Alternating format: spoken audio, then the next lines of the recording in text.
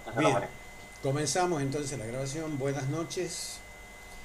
Esta clase que estamos desarrollando es la clase número 5, clase grabada correspondiente a la parte final de el estadio 1, el paradigma educativo de la instrucción pública 1880-1916 del espacio curricular Historia y Política Educacional Argentina.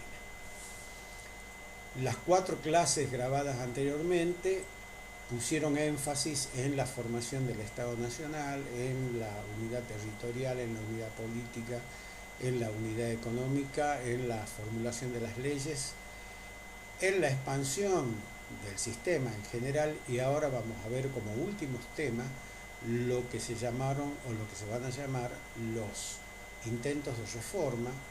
Vamos a ver el caso de Vergara, el caso de Mañasco, el caso de Saavedra Lama.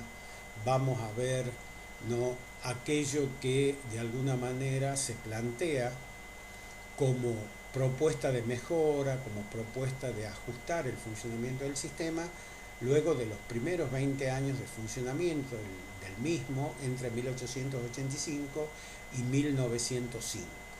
Y como les decía en la clase anterior, y comenzando con los intentos de reforma, una de las cuestiones fundamentales es la que acontece en 1905, cuando se sanciona la ley 4874, también llamada ley Laínez, que le permite al Estado Nacional, previa anuencia y previa solicitud de las provincias, intervenir en los estados provinciales, en los estados federativos provinciales, creando escuelas llamadas fiscales o escuelas nacionales, con edificios, con dotación de servicios, con mobiliario, con muebles y útiles y todos los recursos necesarios, y con la designación de personal, el cual estaba y tenía que ser estrictamente titulado, tenían que ser maestras normales nacionales y con sueldos que superaban las instituciones de los llamados sistemas educativos provinciales.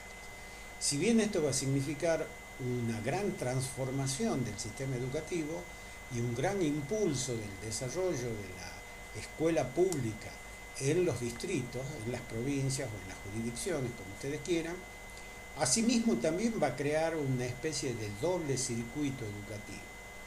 Un doble circuito educativo que va a tener una marcada diferencia. Por un lado, los viejos sistemas educativos provinciales, empobrecidos, penetrados por la crisis, sin personal docente capacitado y calificado, es decir, sin que los que trabajen sean maestras normales, recibidos, con titulaciones y formación, ¿cierto?, con edificios precarios, con las llamadas escuelas ranchos, sin, ¿no es cierto?, mobiliario adecuado, sin muebles y sin útiles, todas las cuestiones que necesita una escuela para funcionar no solo pedagógicamente, sino dignamente.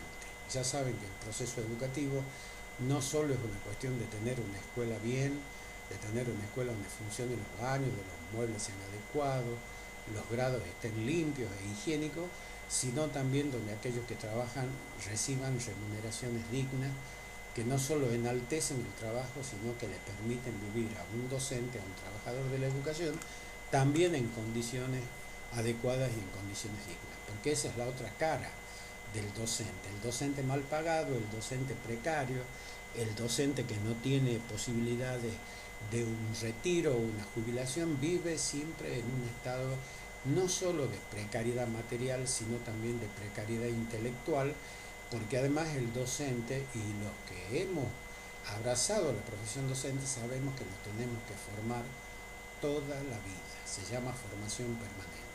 Y la formación permanente, chicos y chicas, es algo que exige un ingreso digno, porque uno tiene que destinar muchas veces parte de esos ingresos a la formación profesional, a la formación pedagógica, a la formación en gestión, porque el docente es todo eso. Es alguien que gestiona, es alguien que enseña, es alguien que el día de mañana puede ser director, puede ser secretario, puede ser funcionario del Estado, y necesita formación en estas 3 áreas: formación pedagógica, formación en gestión y formación, ¿no es cierto?, como un agente cultural. Entonces, Estamos frente a una primera reforma muy importante, cuyo pie, cuyo inicio, cuya transformación la genera la ley 4874 y donde el Estado de manera decisiva interviene en las provincias, las 13 provincias existentes en 1880, 1800 ya, 1905, perdón, 20 años después, ¿no es cierto? Y se empiezan a crear las escuelas fiscales. Y acá en Tucumán hubo muchas, ¿no? Empezando por la nuestra, la escuela normal, que era una escuela normal nacional, después fue transferida en 1992 y se hizo provincial cuando el menemismo transfirió, ¿no es cierto?, los servicios educativos en 1992, la Obispo Molina, la escuela Mitre, la escuela Irigoyen, todas las escuelas que están, por ejemplo, en el casco céntrico, la mayoría eran escuelas nacionales. Es decir, creadas por el Estado y, ¿no es cierto?, solventadas por el Estado con las adecuadas, ¿no es cierto?, con las adecuadas dotaciones de muebles, útiles, presupuesto, etcétera, y también con la adecuada dotación de personal. Bien, durante muchos años, a lo largo de medio siglo, y esa ya es otra historia, vamos a ver cómo sobrevive esta doble forma de escolaridad. Las escuelas fiscales nacionales creadas por la ley Laínez y el viejo y vetusto, ¿no es cierto?, empobrecido sistema educativo provincial que en Tucumán su creación se remonta a la gobernación de don Alejandro Heredia allá por 1832. No hay que olvidarse que hubo un gran gobernador tucumano que se llamó Alejandro Heredia y que creó en Tucumán el primer sistema educativo provincial de educación con 14 escuelas en distintas partes de la provincia y que fue un hecho muy significativo, poco estudiado y desconocido por los tucumanos. ¿No? Los tucumanos, si algo desconocemos, es nuestra propia historia provincial. No es un problema de nosotros, ¿no? Es un problema de todo el país. Estudiamos más Europa, Inglaterra.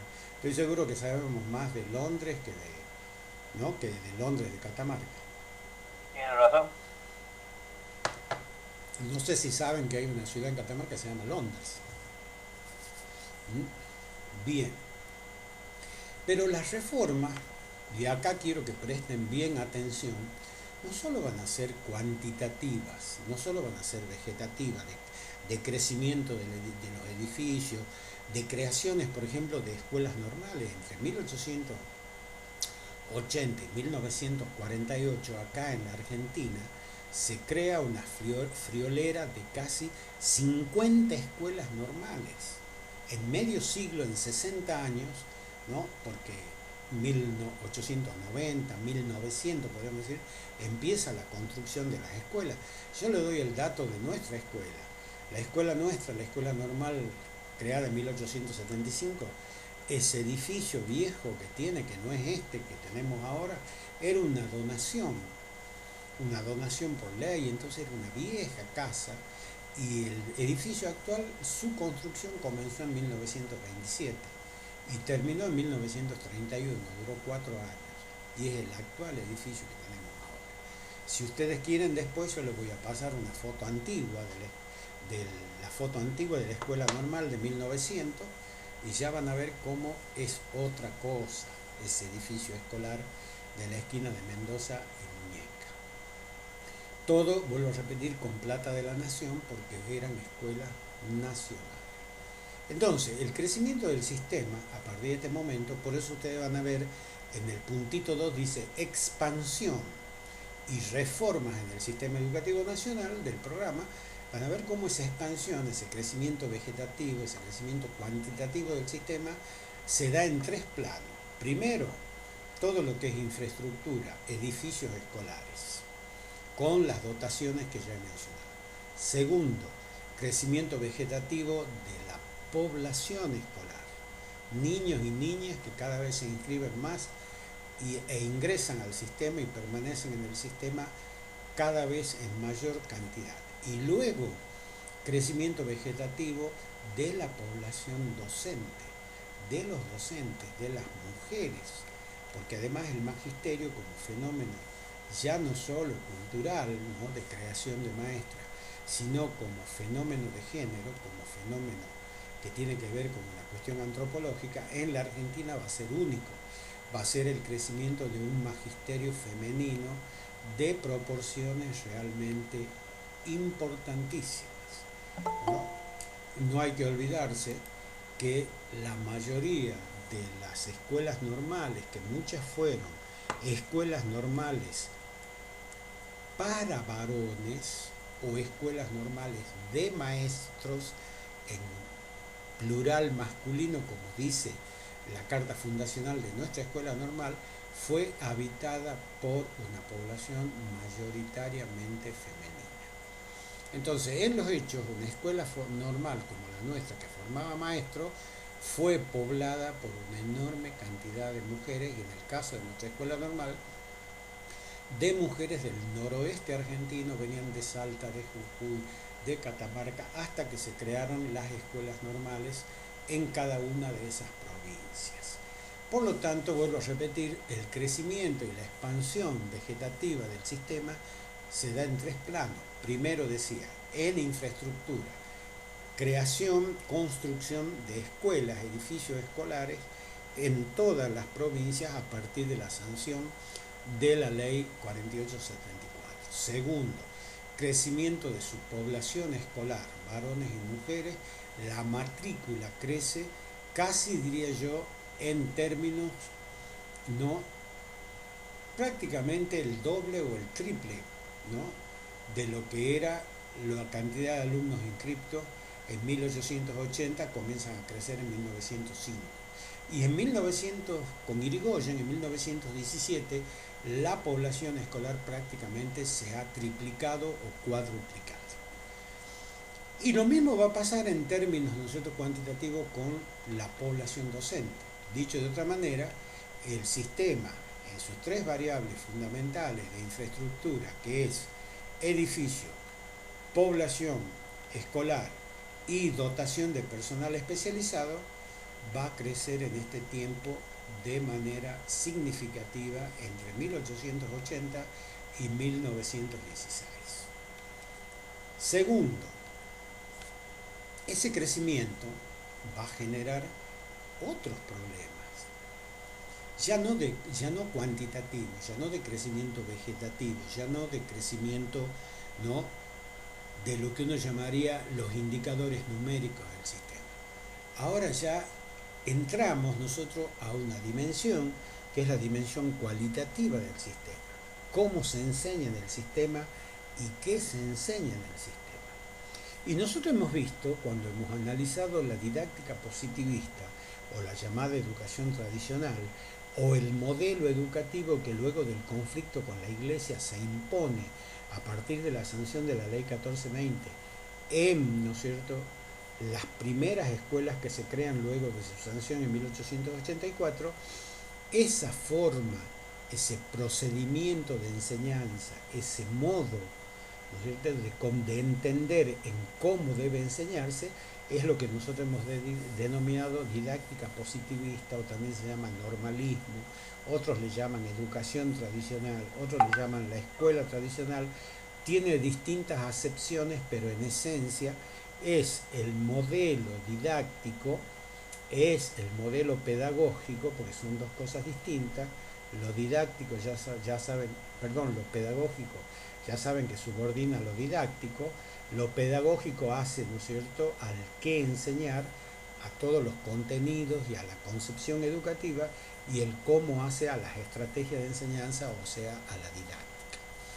Y ustedes, ¿no es cierto?, como buenos descendientes, ¿no es cierto?, y aprendices de la educación tradicional, van a ver que a pesar de los años que han pasado, sigue gozando de muy buena salud la educación tradicional, la enseñanza tradicional y la didáctica positivista.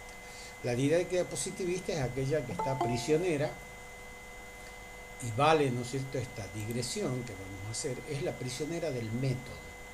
Es aquella que está más preocupada por la planificación, que es el cómo enseñar, y no por el qué enseño y a quién enseño, ni por el sujeto, ni por los saberes, ¿no? Las chicas que se reciben, yo he sido muchos años profesor de residencia en la escuela. Los 10 primeros años que estuve en el terciario, entre 1992 y 2002 fui profesor de residencia. Yo formaba un dueto, formaba un dúo de profesores con el profesor Sergio Robín, que hace tiempo que ya no trabaja en la escuela, es el actual secretario académico de la Facultad de Filosofía y Letras, y los dos trabajábamos. Y yo me acuerdo que las chicas y los chicos que se recibían de maestro, su principal preocupación era hacer bien la planificación, es decir, cómo enseñar, pero no se preguntaban para qué enseñaban, ni qué chico formaban, ¿no? O en todo caso, cuando vos solamente pensás en la planificación, solamente estás pensando en un sujeto, en un niño que es sujeto de la reacción, o sujeto del condicionamiento, o sujeto del memorismo, o sujeto del verbalismo. Yo no quiero llamarle pasivo, como se le llama comúnmente o vulgarmente, porque es un error. El chico realiza una enorme actividad intelectual, porque leer libros, memorizar fórmulas, estudiar distintos saberes como matemática, lengua, ¿no? Y todos los demás saberes que hoy transitan la escuela, hace que el niño haga un esfuerzo intelectual. El problema está en cómo retiene y en cómo se apropia de esos saberes, pero de ningún modo es pasivo. Me acuerdo que otra chica me decía, y no, y la didáctica tradicional dice es pasiva porque el chico no habla, no, nada que ver. Los changuitos en el grado te vuelven loco, hablan todo, y si vos no le haces, si vos no le haces callar, no se callan. Entonces hay todo como un mito, y ese mito es hora de desmistificarlo. No es que la didáctica positivista y la educación tradicional crea sujetos pasivos, no. Primero porque fue una gran revolución educativa, chicos y chicas. Despojarla a la iglesia después de 400 años de poder omnipotente sobre la intelectualidad de las personas, enseñándole que el único saber posible eran los saberes dogmáticos, y romper esa tradición y abrir el paso a la escuela, a la enseñanza de saberes científicos, a la enseñanza de saberes que son de formación ya no solo trascendente, sino profundamente terrenal, hacer que la gente, ¿no es cierto?, tome contacto con los avances científicos, con los conocimientos en materia de higiene, con los conocimientos en materia de ciencias morales, con los conocimientos en materia de las ciencias naturales y las ciencias sociales, significó una profunda revolución educativa en la Argentina, si además a eso le adosamos la feminización de la profesión docente. Ninguno de los países avanzados de ese tiempo, solamente la Tercera República Francesa, y es de quien nosotros tomamos ese modelo, lo hizo posible. Ni Inglaterra no tenía la ley de educación como nosotros, mucho menos Estados Unidos, mucho menos España.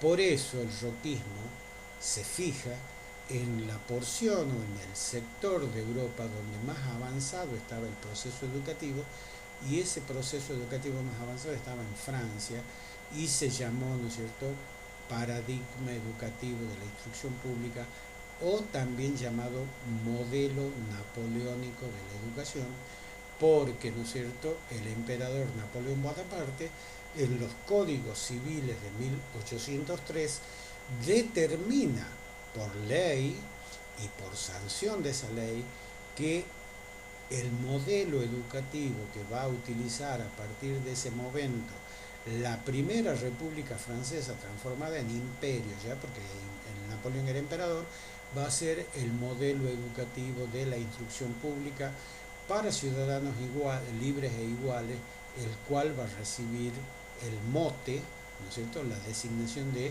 modelo napoleónico de la educación, o, ¿no es cierto?, paradigma napoleónico de la educación. Entonces, nosotros tomamos eso, y no es que eso estaba mal, todo lo contrario, estaba muy bien. Además estaba pensado, y ustedes lo verán, para resolver problemas masivos de la educación. Hasta ahora el único paradigma educativo que puede dar respuesta a la masividad, ¿no? Yo, por ejemplo, en la facultad le doy clases a un anfiteatro de 400 alumnos porque mi materia está en primer año, cuando existía la presencialidad, y ahora tengo que establecer una plataforma especial donde puedan asistir 300 alumnos, que la provee ya la facultad, la universidad, porque tengo clases muy masivas. Bueno, pero la única manera de resolver la masividad la tiene este paradigma. Ni la escuela nueva, ni el activismo es capaz de educar a las masas, es capaz de educar a la gran cantidad, por ejemplo, de alumnos que hay en la Facultad de Derecho, donde el primer año se inscriben como 2.500, o en la Facultad de Ciencias Económicas, donde también la inscripción es de 2.500 a 3.000, o en una facultad como la nuestra, donde tenemos 13 carreras y tenemos 13.000 alumnos, un promedio de 1.000 alumnos por carrera.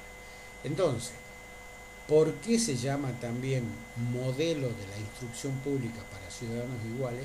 Porque va a incorporar a todo el mundo, a varones y mujeres, a adultos, a niños, a niñas, a chicos de la primera infancia, a adolescentes y púberes y adolescentes de la segunda infancia, perdón, de la adolescencia, de la pubertad y la adolescencia, y a jóvenes que ingresen a la universidad o a la educación superior, terciaria no universitaria, después de los 18 años. Un sistema educativo como este significó una gran revolución cultural. Entonces, tenemos nosotros que aprender a separar los tantos. Eso está todo bien. La respuesta a la masividad estaba todo bien. La incorporación de la otra mitad invisible de la historia, como he dicho, que fue la mujer durante 500 años, soterrada por el modelo educativo colonial, hispano-colonial, que la consideraba inútil e incapaz y solamente hábil para tareas domésticas, para casarse y reproducirse, la va a incorporar activamente a la mujer a este proceso intelectual. Entonces, nosotros no critiquemos con tanta liviandad la educación llamada tradicional, porque representó un avance muy importante, trascendental. Nuestro país fue el único país de América del Sur en trazar esta línea.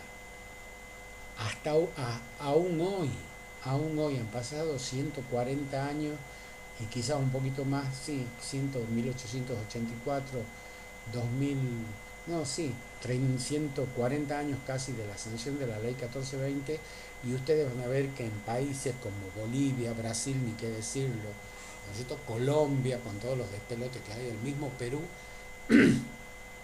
esa educación no es un derecho inalienable contemplado en el artículo 14 bis de la Constitución Nacional, donde nativos, inmigrantes, extranjeros y extranjeros naturalizados, como dice el artículo 14 bis, tienen derecho a aprender y a enseñar. O sea, nosotros le hemos transformado a ese acceso a la instrucción pública en un derecho constitucional. Y ya saben ustedes que los derechos no se discuten, los derechos se gozan. Es parte de las garantías constitucionales. Ya saben que la Constitución tiene derechos y obligaciones.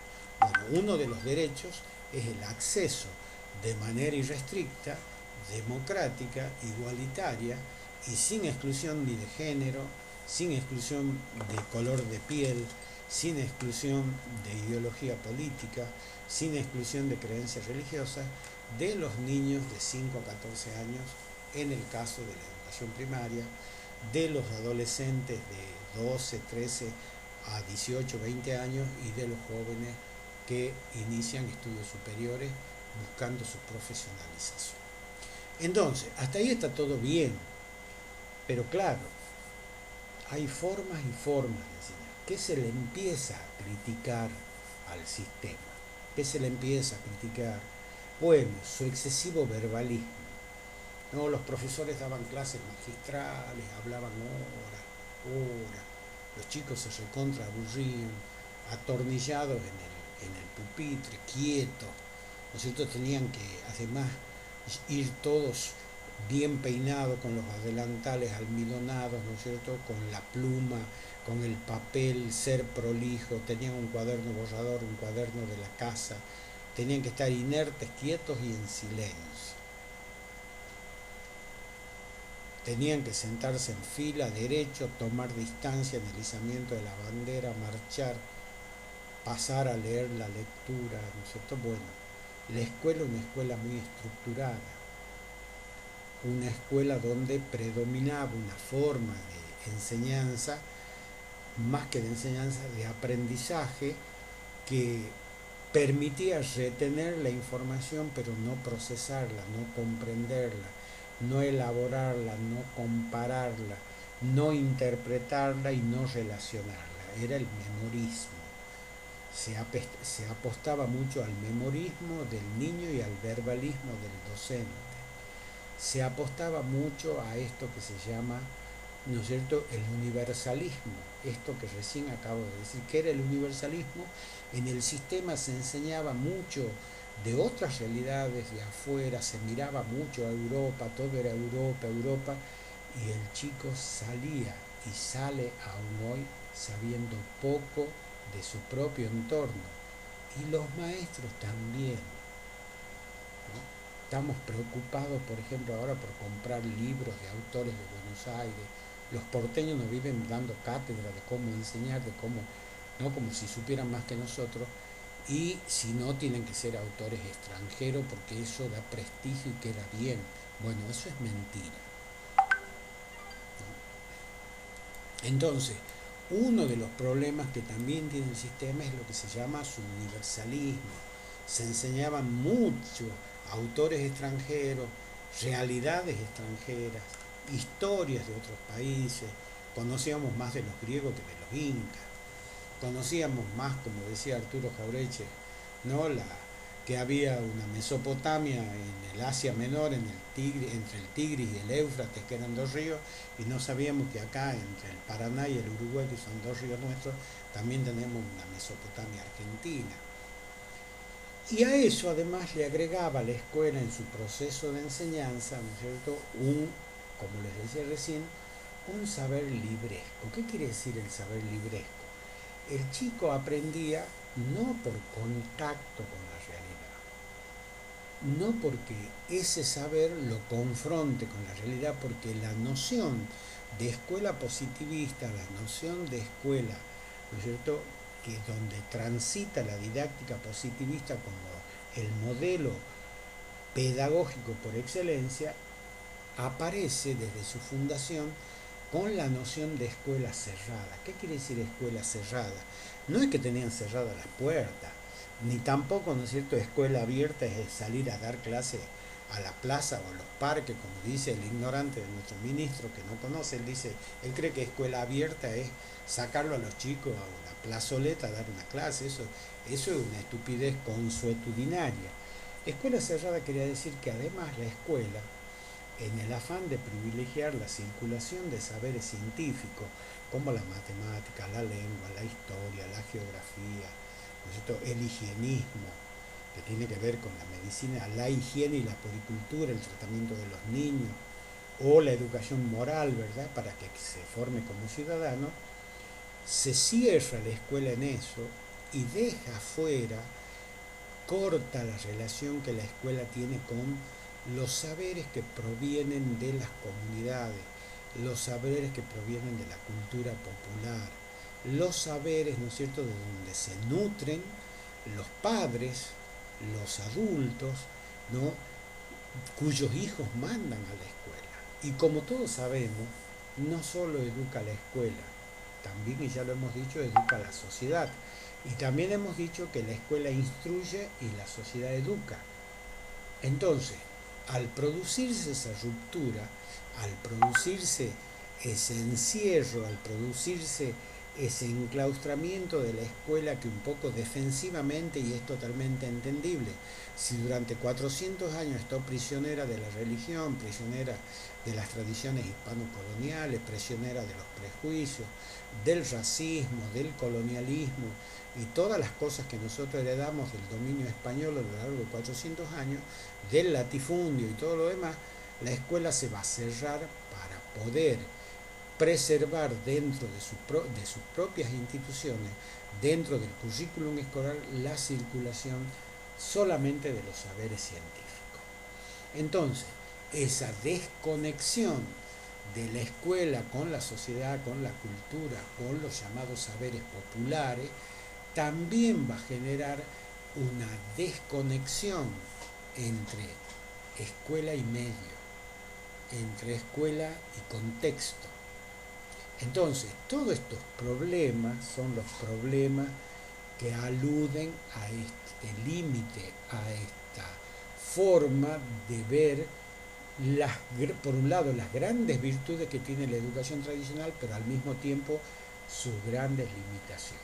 Entonces, no porque se pretenda decir y que había que cambiar la didáctica positivista, no es así.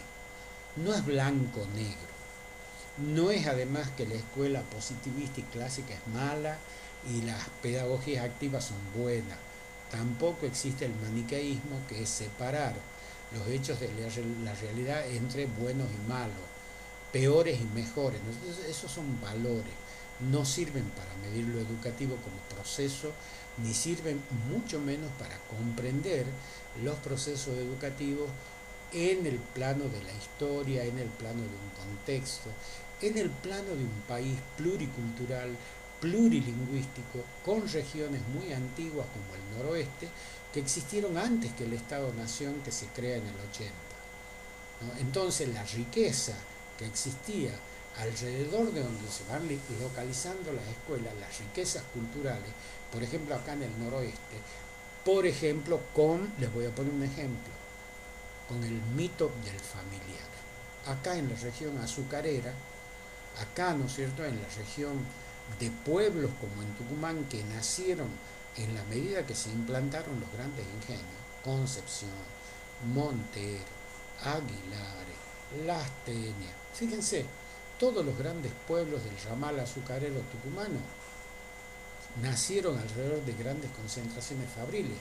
¿Por qué? Porque primero, antes de que aparezca lo cultural, es decir, la escuela, hace falta que la gente tenga que comer. Entonces, en cuanto la gente soluciona sus cuestiones de ingresos, por ejemplo, cuestiones laborales o el vínculo con la producción, cuando soluciona lo que se llama la necesidad de los bienes materiales, reclama los bienes culturales como la creación y la implantación, el crecimiento y el desarrollo de escuelas en Tucumán, como fueron el rápido crecimiento de las escuelas llamadas en los ingenios azucareros, ¿no? Como por ejemplo en Monteros, donde además se va a crear una escuela normal, donde se van a crear las primeras escuelas nacionales en el interior de la provincia. Entonces, ¿cuál era el problema a resolver? El problema a resolver era, por un lado, vuelvo a repetir, el fuerte, ¿no es cierto?, verbalismo del docente, el fuerte memorismo en los alumnos, el enciclopedismo de los saberes, esto es mucha cantidad. A veces, acuérdense de Martín Fierro, que decía Martín Fierro, ¿no es cierto?, es preferible saber poco pero bueno que mucho que no es nada. Entonces, uno de los problemas también más graves de la educación tradicional es el enciclopedismo, y ustedes lo deben estar viviendo, ¿no? Les hacen hacer kilos de fotocopias, no sé para qué.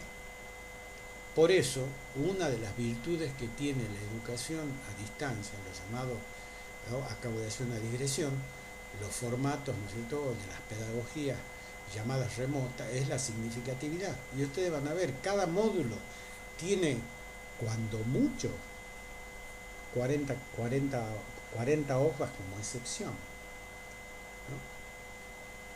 ¿no? Y ahí ustedes tienen todos los temas. Si ustedes estuvieran en la presencialidad, se lo puedo asegurar que les daría no sé cuántas fotocopias para que saquen. Fotocopias que no solo no van a leer nunca, sino que les aviso que es bastante dura como papel higiénico una vez que aprueban la materia, ¿no? O sea que...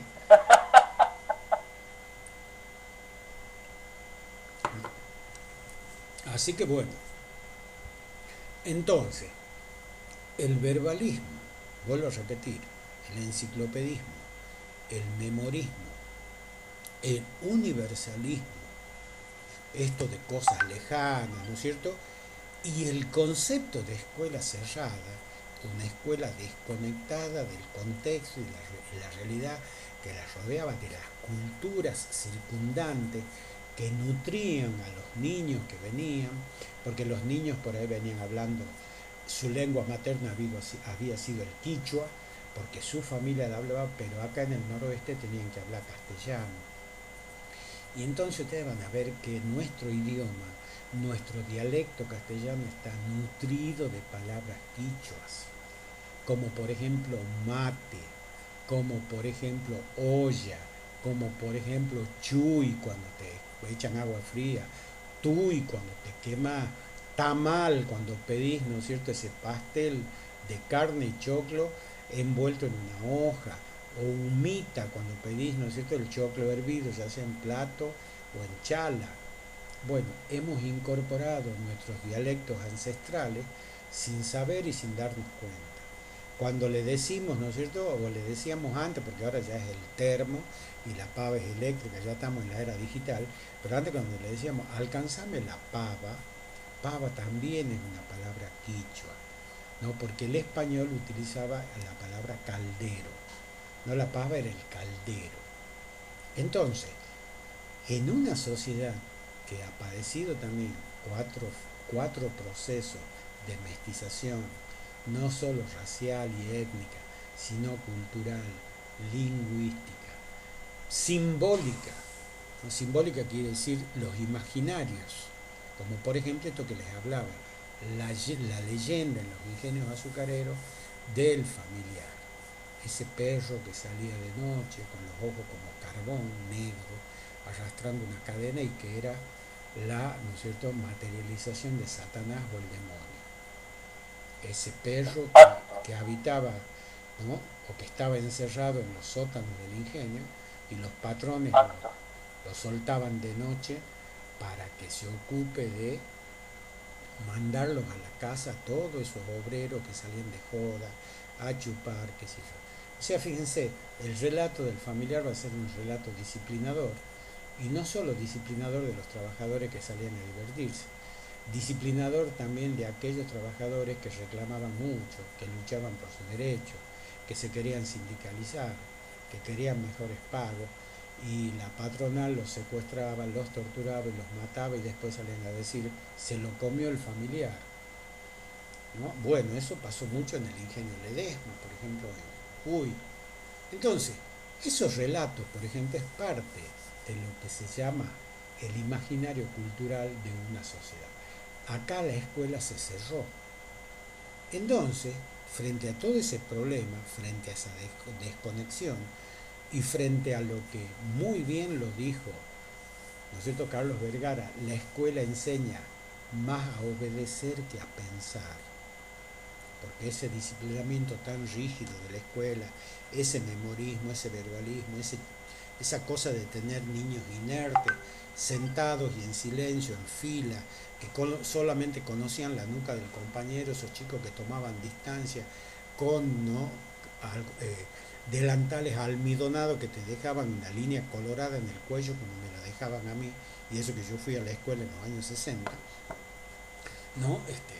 Porque nos almidonaban los delantales y nos ponían azul se llamaba un blanqueador, y esos delantales quedaban duros, por lo menos el día lunes y martes parecíamos robots, ¿no? Íbamos así con los brazos hasta que el delantal se empezaba a quebrar, track, track, empezaba a sonar y bueno, terminaba hecho un trapo el viernes.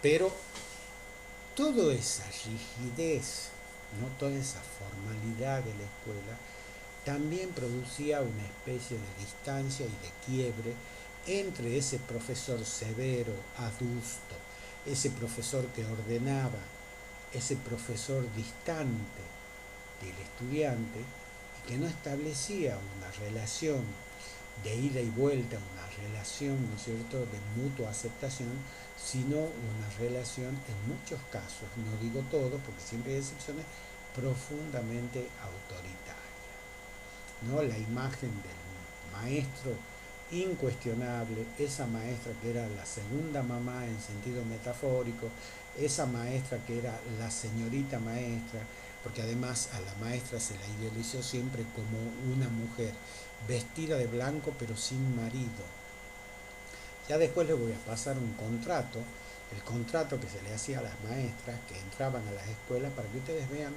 todas las cosas que tenían. No podían salir después de las 10 de la noche, no podían, ¿no es cierto?, subirse a un auto donde vaya un hombre si no era su padre, no podían tener novio, bueno, no podían fumar, bueno, todas las cosas que le tenía que cumplir una maestra para ser la señorita maestra, ¿no? Esa señorita inmaculada de delantal blanco que, ¿no es cierto?, era mamá pero no tenía hijo y era señorita aunque estuviese casada. Entonces, todos esos mitos de la escuela, que son mitos de disciplinamiento social, todos esos mitos, ¿no es cierto?, que apuntan al desarrollo de imaginarios y de conductas socialmente necesarias, que apuntan al respeto excesivo, al reconocimiento, ¿no?, de la jerarquía, al sometimiento a esa jerarquía, es lo que la escuela pública va a proponer como modelo pedagógico en un modelo donde predomina esta didáctica ya descrita por mí y con un conjunto de saberes que, como ya les he dicho, son enciclopédicos y universalistas. Mucho, pero de afuera. De adentro, poco y nada. Y de culturas circundantes, de culturas que nutren el imaginario cultural de los niños, nada. La escuela, por su naturaleza, por su combate con las viejas tradiciones, ¿no es cierto?, dogmáticas y escolástico-coloniales que venía diciendo, se va a cerrar ahí, se va a cerrar en eso, va a ser un universo cerrado la escuela tradicional. Bueno, frente a eso, ¿y por qué doy esta explicación? Para que se entienda, porque si no, no se entiende que un tipo como Vergara, porque si no, los chicos, ustedes cuando estudian, creen que un día Vergara se ha levantado y le picaba, ¿no es cierto?, la planta del pie, y mientras se picaba la planta del pie, voy a crear las pedagogías activas. ¿Por qué? Porque me estoy rascando. No es así. Incluso ustedes, yo escuché exámenes, he guardado un respetuoso silencio por la profesora, y para que ustedes, muchos de ustedes, me refiero en otras épocas, digo ustedes, me refiero a los alumnos de profesores de educación primaria, porque no tienen la culpa de los errores, de los docentes que no tienen formación. Me acuerdo que muchos chicos decían, sí, porque además el modelo tradicional normalista, su fase filosófica es el conductismo. Bueno, falso, chicos, es totalmente falso. El conductismo empieza a existir como teoría en 1912. Es cuando un señor que se llama John Broadus Watson comienza a dictar las primeras conferencias sobre esta psicología llamada objetiva en la Universidad de Chicago, Estados Unidos de Norteamérica. Y cuando se crean las escuelas normales en 1870, el conducto no existía ni siquiera existía John Broadus Watson. Watson era un chico de pantalón corto que andaba jugando a la bolilla y al hoyito en la vereda de su casa en uno de los estados de Norteamérica. Entonces se dicen cada burrada, porque se traen cosas sin historia, sin tiempo. En historia se llama ucronías. Es como que yo diga, ¿no es cierto?, que Colón existió en el siglo XX, más o menos, una estupidez así. Bueno, 50 años es mucho, es medio siglo. ¿Qué teorías existían? Las teorías asociacionistas y las llamadas, ¿no es cierto?, las teorías del condicionamiento reflejo. Lo digamos de otra manera, existía un señor que se llamaba Pavlov en la Unión Soviética, y existían, ¿no es cierto?, todas las teorías asociacionistas que eran fuertemente biologistas. Nada que ver con el conductismo, que es una teoría psicológica. No, existía todo un intento de explicar el sistema nervioso central, la sustancia blanca, que era la sustancia donde están, ¿no es cierto?, todos los llamados reflejos incondicionados, y la sustancia gris, donde están todos los saberes, ¿no es cierto?, intelectuales. Bueno, eso era lo que había. Y el que más avanzó en esa investigación era un sabio ruso que se llamó Iván Petrovich Pavlov, y es el que descubrió los reflejos condicionados y los reflejos incondicionados. Y los reflejos condicionados son biológicos y culturales, y los reflejos incondicionados son estrictamente psicogenéticos.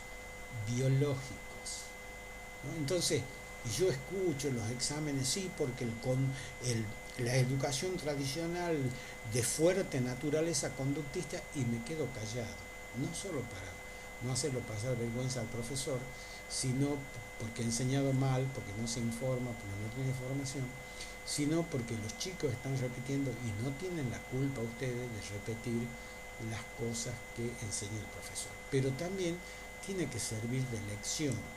Ustedes, ya cuando se van transformando en adultos, nada de lo que el profesor diga es cierto.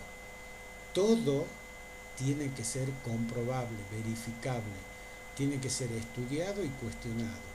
¿Cómo se llama eso? Eso se llama someter a prueba de validez un conocimiento. Ningún conocimiento en las ciencias sociales tiene la condición de verdad, tiene la condición de certeza, que no es lo mismo. Y todo conocimiento es cierto en la medida que tenga vigencia. Y si hay un nuevo conocimiento que la refuta, esa certeza queda para siempre fuera de ese universo del conocimiento. No sé si se entiende. O lo digamos como decía Renato Descartes, ¿no es cierto?, ese gran filósofo francés, que decía, en el saber social, decía él, toda verdad, todo principio, todo enunciado teórico tiene que ser sometido a la duda metódica. ¿Y qué era eso?, le preguntan a Renato Descartes. Transformar toda afirmación en pregunta. Y él dijo una frase poco feliz que le significó enormes persecuciones religiosas, pero lo dijo como ejemplo. Dice, y él dijo, a la afirmación Dios existe, desde la ciencia habría que transformarla en pregunta. ¿Existirá Dios? Bueno, y se lo tomó literalmente a eso y lo persiguieron, se tuvo que exilar de Francia, irse a Suecia, en fin, ¿no? Pero entonces, ¿por qué les digo todo esto? Porque es mucho más complejo este tema del nacimiento de las llamadas pedagogías, ¿no es cierto?, activas. ¿Contra qué se rebelan las pedagogías activas? Primero, lo que dice Vergara, hay que reemplazar, dice, esta educación verbalista, libresca, universalista, repetitiva, memorista, con chicos atornillados al pupitre, que solamente, ¿no es cierto?, leen en voz alta y repiten, que le tienen miedo al docente, ¿no?, que son puestos en penitencia y muchas veces castigados, etc. Por una pedagogía, decía él, que sustituya esta enseñanza por una enseñanza más vital, por una enseñanza atravesada por las sensaciones, los sentimientos, ¿no?, atravesada por las vivencias. Entonces, ¿qué va a ser el principio de la pedagogía activa? Un principio en el cual el fundamento era no todo se aprende a través de los libros, no todo se aprende a través de las lecciones, no todo se aprende a través de la palabra del profesor. También se puede aprender por la experiencia, por la actividad vital que el chico desarrolla en la escuela, por el juego, por el contacto con el otro, por la lectura de la realidad, por su protagonismo, por su acción. Por eso se llaman pedagogías activas, porque buscan, en un sentido metafórico, desatornillarlo al chico de ese asiento donde está quieto, donde está inmóvil, donde hasta está temeroso, obedeciendo la palabra del profesor y tragándose los libros de memoria. Que todo eso está bien, pero no cuando se hipertrofia y no cuando se transforma en el método excluyente. Entonces, lo que hace Vergara, cuando él crea las pedagogías activas, utilizar un concepto clave, experiencia.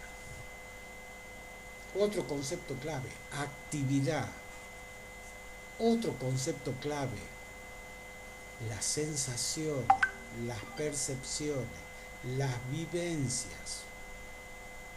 Y él daba un ejemplo clave, cuando lo designan vicedirector de la escuela en 1897, en la escuela normal de la ciudad de Mercedes, en provincia de Buenos Aires, y él era profesor de biología, siendo profesor de filosofía, y él dijo, si yo tengo que enseñarle el agua a un chico, no le voy a enseñar a través de una fórmula H2O, ni le voy a enseñar con una lección. Lo primero que voy a hacer con ese chico y con todo ese grado, salir un día de caminata, irme hasta el río o el arroyo este que está cerca de la escuela y que el chico viva la experiencia sensual de estar en contacto con el agua, de almorzar a la orilla del río, de meter los pies en el río, de buscar las mojarritas que hay ahí, de que se sienta asoleado y de que cuando vuelva a la escuela cansado, descanse.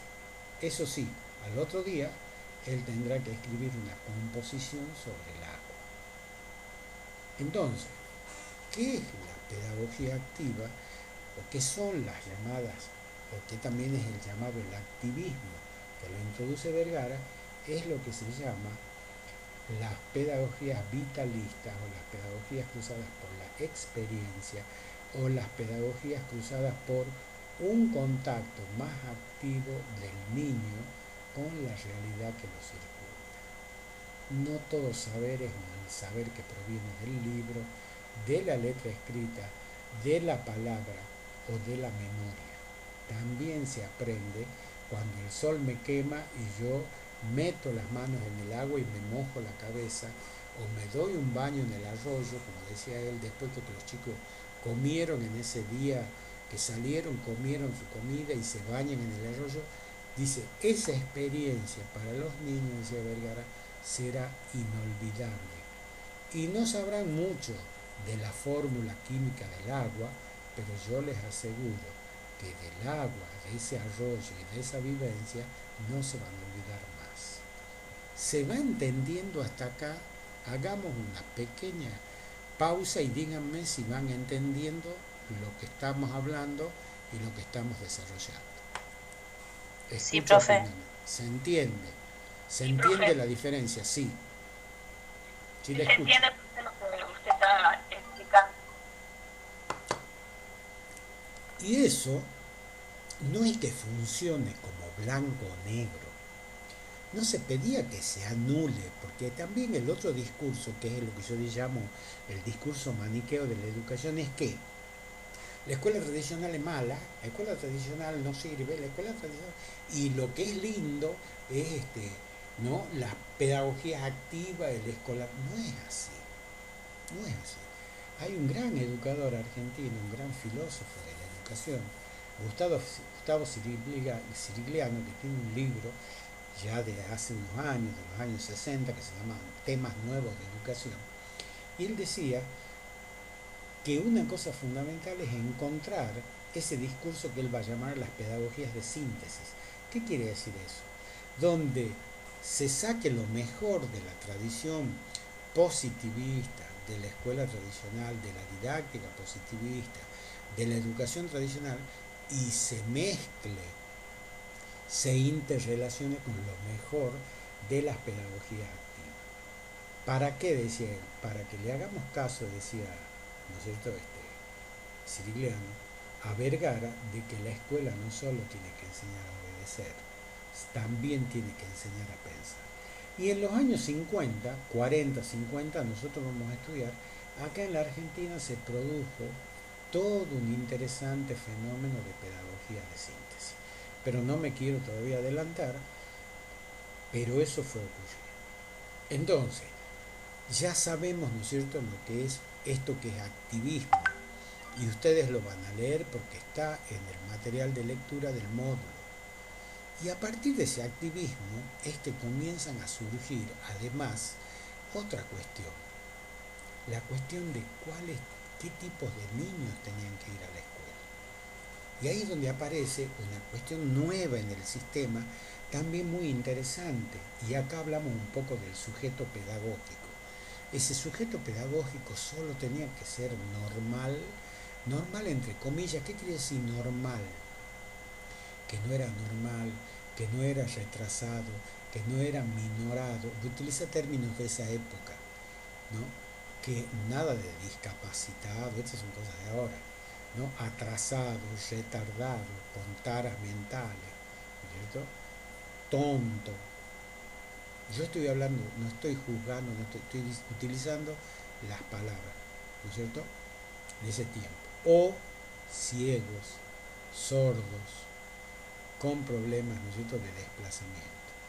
Entonces, en el año 1900 se produce toda una discusión en el Congreso Pedagógico, en el segundo Congreso Pedagógico, que se hace en Buenos Aires, y ya no es un Congreso Pedagógico internacional, este es un Congreso Pedagógico mucho más sencillo, mucho más, ¿no?, sin tantas personalidades famosas, y está compuesto por una enorme cantidad de maestros de todo el país.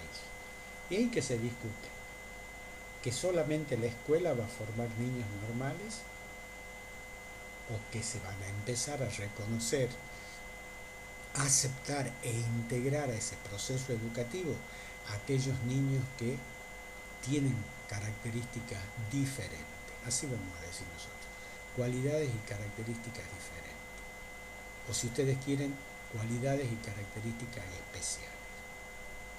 Es decir, solamente hay que formar niños normales, entre comillas, o hay que ocuparse de toda esa franja de la niñez, por ejemplo, que tiene serias limitaciones con sus sentidos.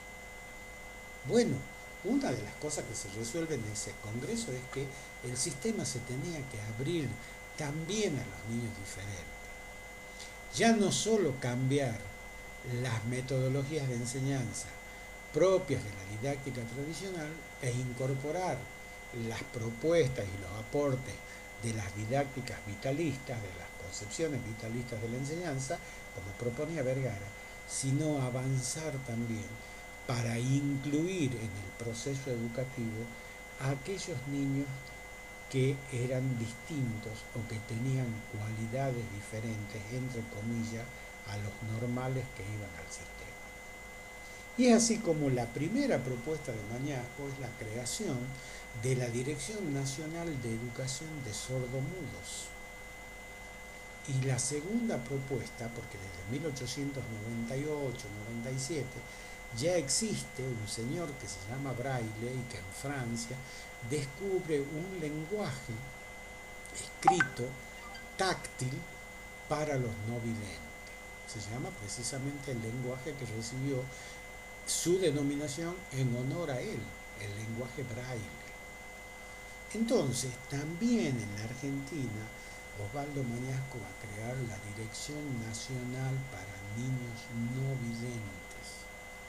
Entonces, el sistema comienza a replantearse, volviendo al principio de lo que dije, no solo la atención de niños normales, no el crecimiento vegetativo de la población, sino que el sistema comienza a diversificar su oferta y comienza un proceso de inclusión cualitativa donde también aquellos niños hasta ese momento marginados del proceso educativo se iban a poder incorporar a la escolaridad común.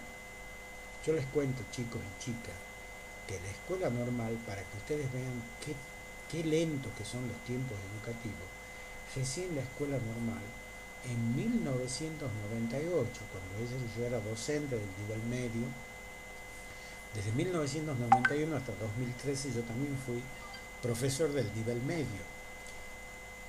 De más está decir que mis hijos fueron a la escuela y de más está decir que yo tengo mi corazón atravesado por la escuela normal porque le di todo a la escuela normal, no solo en el nivel terciario, sino en el nivel medio.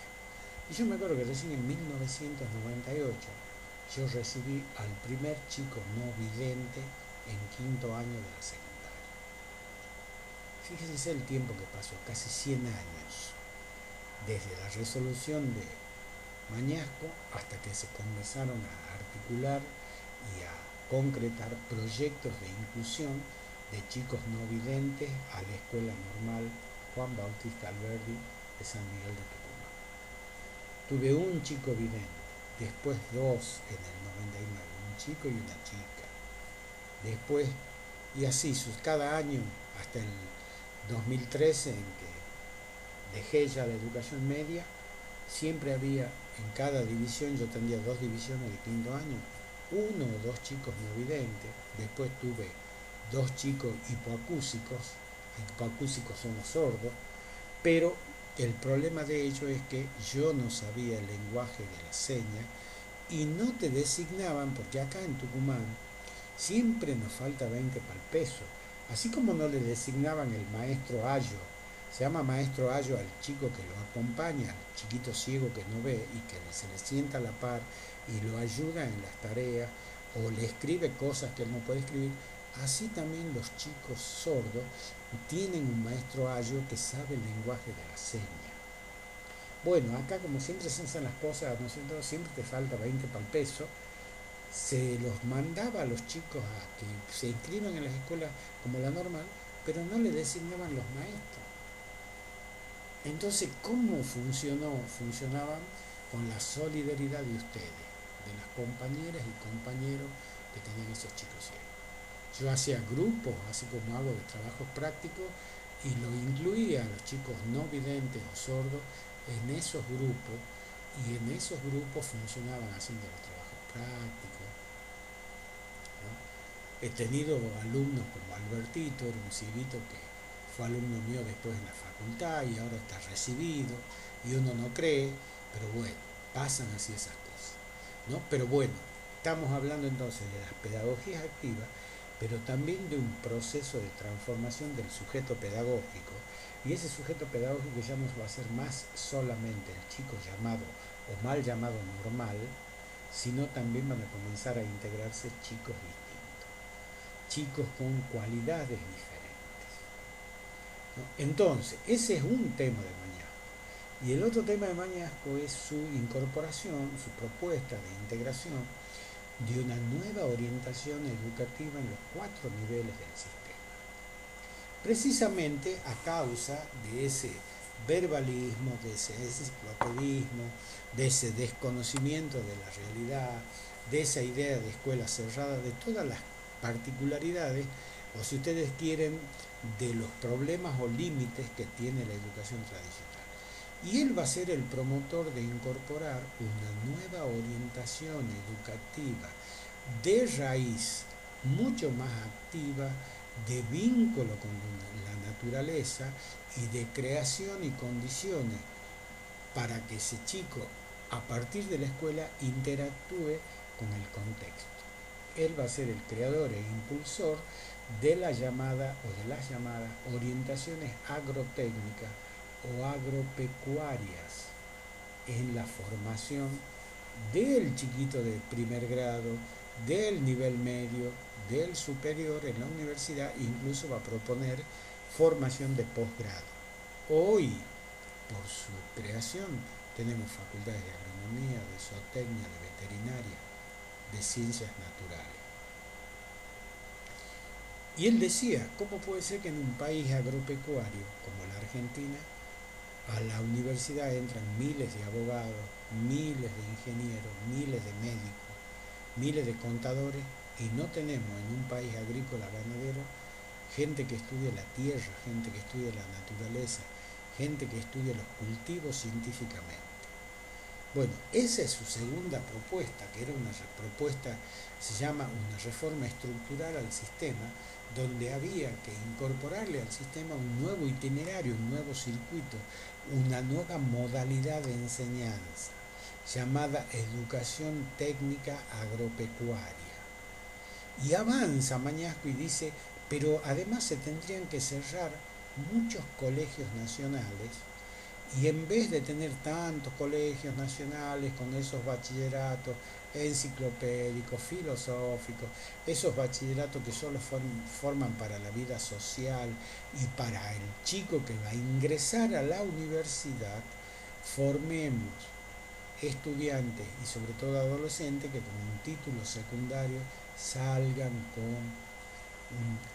al terminar el secundario salgan con un título técnico, con un título que les permite incorporarse al mundo del trabajo, con un oficio.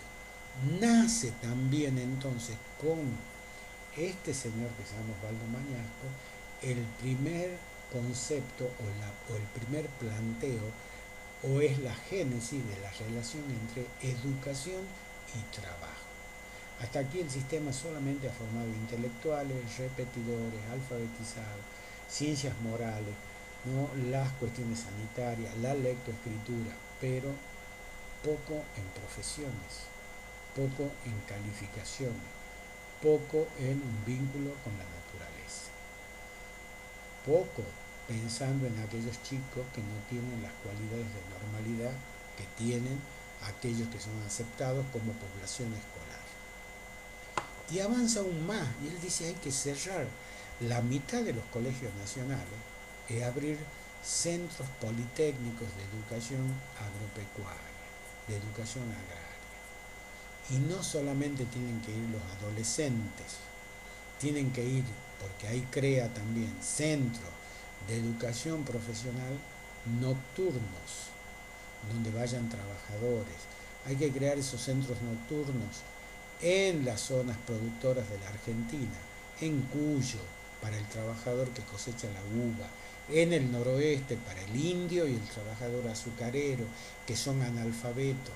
En esos centros hay que alfabetizarlos, hay que enseñarle a leer y escribir y hay que enseñarle una profesión. En el noreste para los mensúes, para los trabajadores que cosechan, ¿no?, el algodón o que cosechan la yerba mate o el té, también centros politécnicos donde aprendan las nociones básicas de la siembra, de la semilla, la educación agrotécnica y también la alfabetización.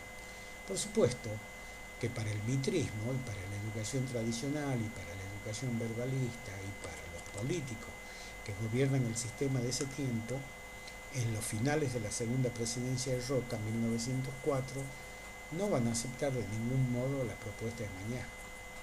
Ellos quieren seguir formando una intelectualidad medio inútil, pero que sea funcionales a los intereses de la República agroexportadora, a los intereses de una nación sin desarrollo agropecuario científico, una nación, ¿no es cierto?, con peones descalzos y analfabetos, con indios que no sabían leer y escribir, y donde los dueños de los ingenios, ¿no?, cuando les pagaban en especie, los trampeaban y los estafaban de la peor manera o los tenían prisioneros de la proveeduría. Así que bueno, esa primera reforma es una reforma muy interesante de leer. En el módulo, ustedes tienen que leerla en la página, en ese artículo que dice estructura formal del sistema educativo nacional. Ahí está el primer intento de reforma. Y yo les voy a poner como literatura complementaria una ampliación de eso, un texto muy cortito de una cuadra, de una cuadra sin el inconsciente, de una carilla, donde está sintetizado y reseñado la cuestión política con Osvaldo Mañá, ¿no? Porque fue un ministro con muchas luces, pero como todo tipo con muchas luces, fue fuertemente resistido por el statu quo, por aquellos que no quieren cambio, por los conservadores, en política. Y luego, para ir cerrando ya la clase, porque desde las 8:30 hasta las 10 tenemos la clase, ¿verdad? Vamos a dejar plantearla nomás a la reforma de Saavedra Lamas, que va en la misma dirección que Mañá. Saavedra Lamas pide que se reforme la ley 1420, que se le quite al primario sexto y séptimo grado y que se le quite al secundario primero y segundo año y crear un nivel intermedio. En vez de un nivel de 3 niveles, un nivel de 4 niveles, un sistema de 4 niveles. En vez de un sistema de 3 niveles, primario, secundario y terciario, crear, ustedes van a ver todo eso en la gráfica, un sistema con 4 niveles. La educación primaria hasta cuarto grado, hasta quinto grado, la educación intermedia con séptimo y séptimo, sexto y séptimo de la primaria y primero y segundo de la secundaria, que se llamaría nivel intermedio, un secundario de 3 años, de tercero, cuarto y quinto año, que sería el nivel, ¿no es cierto?, el tercer nivel del sistema, y el cuarto nivel sería el superior. ¿Saben cuál fue una reforma muy parecida a la Saavedra Lamas? La del polimodal que se sanciona con la Ley Federal de Educación en 1993. ¿Cuál era la intención de Saavedra Lamas? en primer lugar, que a los 14 años, cuando el chico terminaba el nivel intermedio, salga con un oficio. Y en segundo lugar, que en la educación intermedia, en ese nivel intermedio, se estudie profundamente la psicología del adolescente, sobre todo en los cambios de la pubertad. Entonces había mucho parentesco con lo que planteaba Mañasco. Si bien Mañasco lo orientaba para la producción agropecuaria, Saber Alama lo va a orientar para la producción industrial. ¿Por qué? Y aquí termino el concepto de la causa que produce la reforma en Saber Alama. El país ha entrado en crisis, Europa se prepara para una guerra, todas las industrias europeas y norteamericanas están orientadas a la producción bélica y dejan de llegar las manufacturas, productos industriales, todos los pullovers, todas las telas, los focos, todo lo que consume el país pero que no produce. Entonces, hay que formar en el sistema mano de obra calificada. Y por eso, lo que buscaba Saber Alama era que a los 14 años, cuando el chico termine la educación llamada intermedia, salga con un título de aprendiz en talabartería, matricería, ¿no es cierto?, producción de hierro, pintura, químico, todo lo que está relacionado al desarrollo industrial. Bueno, esas son las dos propuestas más importantes donde se plantea seriamente la relación educación y trabajo.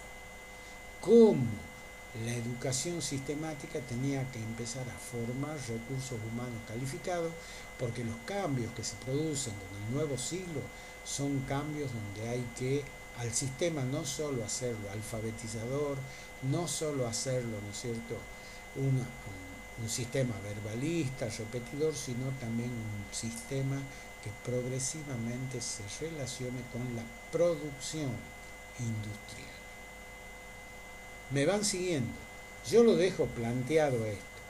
De más está decir que esta reforma sí la acepta el Parlamento, sí la sanciona en 1914 y se pone en vigencia durante 2 años y tiene un enorme éxito en la sociedad.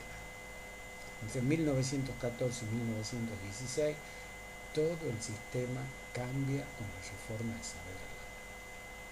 Bueno, aquí los dejo con, por supuesto, un relato que no ha terminado. En la clase que viene, ya con Irigoyen en el poder, vamos a ver cómo Irigoyen, incomprensiblemente proveniendo de un movimiento popular, siendo el primer presidente elegido por elecciones libres, ¿no?, con la ley se empeña, la ley del sufragio secreto, va a vetar esa reforma y la va a derogar en 1917. Pero esa es otra historia, es la historia del capítulo que viene. Esto parece una novela, ¿no es cierto? Quiero que parezca una novela, en una de esas a ustedes les interesa más. Bien, hasta aquí llegamos, son las 22, no sé si alguien quiere hacer un comentario final, quiere hacer alguna pregunta para que vayamos cerrando esta clase.